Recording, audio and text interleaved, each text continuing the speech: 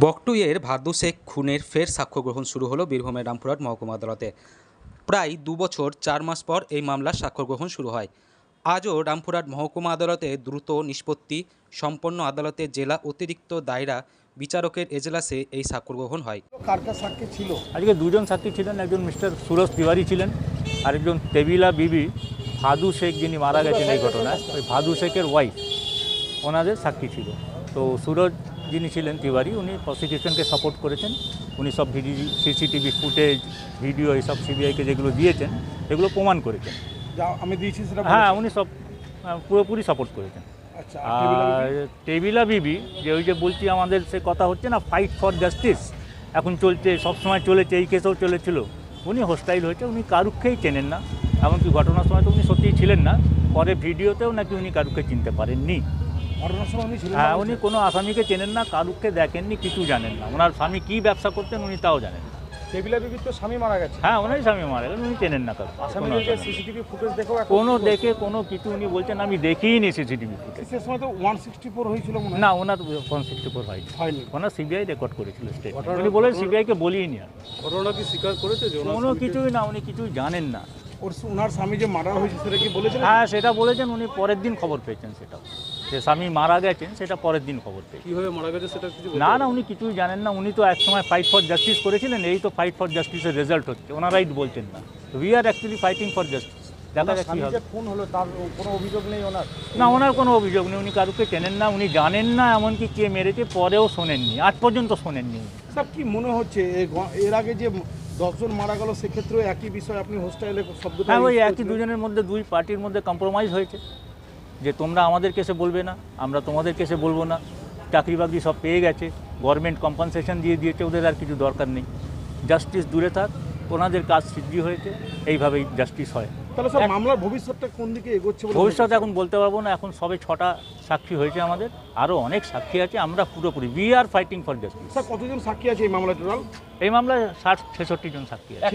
একটা বিষয় হলো, যে কোনো মামলায় সিবিআইয়ের বিরুদ্ধে যেটা কিছু মানুষ অভিযোগ করলে যে সিবিআই ঠিকঠাক তদন্ত করছে না, এক্ষেত্রে তো সাক্ষীরাই উল্টে যাচ্ছে। সবসময় সিবিআই সব থেকে ভালোই তদন্ত করে, প্রিমিয়ার ইনভেস্টিগেটিং এজেন্সি সিবিআই। এটাতেও করেছে, সমস্ত সাক্ষীকে আনা হয়েছে, আনা হচ্ছে। এবং এই তো ভিকটিমের ওয়াইফ, উনি যদি বলেন যে আমি আজ পর্যন্ত জানি না, কোনো দিন শুনিও নি কে মেরেছে, তাহলে আর যারা এখানে আছে তাদের আমি চিনি না। একই গ্রামে, উনি ছোটোবেলা থেকে ওদের চেনেন। এটা কি টেবিলা বিবি কি মূল সাক্ষী হিসেবে ছিল? মূল সাক্ষী তো সবাই, যারা উনি আই উইটনেস না, উনি চিনেছিলেন ওদের। সিসিটিভি ফুটেজ দেখে উনি চিনেছিলেন সিবিআইয়ের কাছে। প্রথমে চিনেছিলেন, এখন বলছেন না আমি দেখিনি ফুটেজ। আগামীকাল আরও দুজন আছে, দুজনের সাক্ষী। দেখা যাক আগামীকাল কী হয় ওদের fight for justice. Okay sir, okay. এদিনে সাক্ষ্য গ্রহণের সময় উপস্থিত ছিলেন সিবিআইয়ের আইনজীবী পার্থ তপশ্রী। এদিন আদালতে সাক্ষ্য দিলেন 2 জন সাক্ষী। আজ তো সাক্ষী ছিল।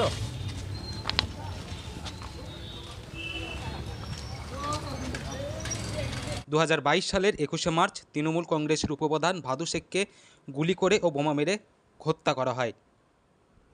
এই মামলায় কতজনের সাক্ষী ছিল? আজকে 2 জনের সাক্ষী ছিল।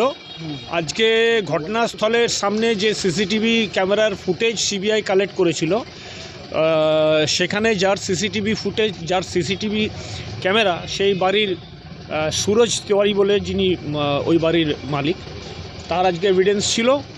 এবং যিনি মারা গিয়েছেন ভাদু শেখ, তার স্ত্রীর আজকে এভিডেন্স ছিল। কি হলো, তারা কি অভিযুক্তদের আইডেন্টিফাই করতে পেরেছে? না, তারা অ্যাকচুয়ালি তো ঘটনাস্থলে সেই সময় কেউ ছিলই না, দুজনেই ঘটনাস্থলের বাইরের লোক। সুতরাং তারা ঘটনা কিছু দেখেও নি, তাদের পক্ষে আইডেন্টিফাই করা বাস্তবেও সম্ভব না। সেজন্যই তারা কাউকে কোনো আইডেন্টিফাই করতে পারেনি। তাহলে কি আজকে যারা সাক্ষ্য নিল তারা কি, তাদের মধ্যে কি হোস্টাইল হলো কিছু? ভাদুর বউকে সিবিআই হোস্টাইল করেছে, সুরজকে হোস্টাইল করা হয়নি। সুরজ কি বলেছে যে কিছু? হ্যাঁ, সুরজ বলেছে, ও কিছু বক্তব্য রেখেছে, যে বক্তব্যগুলো আমাদের পক্ষ থেকে আমরা সেগুলো জেরাতে নিয়েছি। যে সমস্ত কথাই সে সিবিআইয়ের কাছে যা বলেছিল সেগুলো আজকে আদালতে, সেগুলোর বাইরেও কিছু বাড়তি কথা সে বলেছে, যেগুলো সিবিআইয়ের জিজ্ঞাসাবাদে সে বলেনি। সেগুলো তাকে শিখিয়ে দেওয়া হয়েছে বলেই আজকে সিবিআইয়ের তরফ থেকে সে সেই কথাগুলো বলেছে। সেগুলোর বিরুদ্ধে আমাদের যা বক্তব্য আমরা আদালতকে জানিয়েছি। তার মধ্যে গুরুত্বপূর্ণ কোনো বিষয় আছে নাকি? সেটা এই মুহূর্তে বলা ঠিক হবে না। ভাদু খুনে মোট কজন গ্রেপ্তার হয়েছে এখনো পর্যন্ত?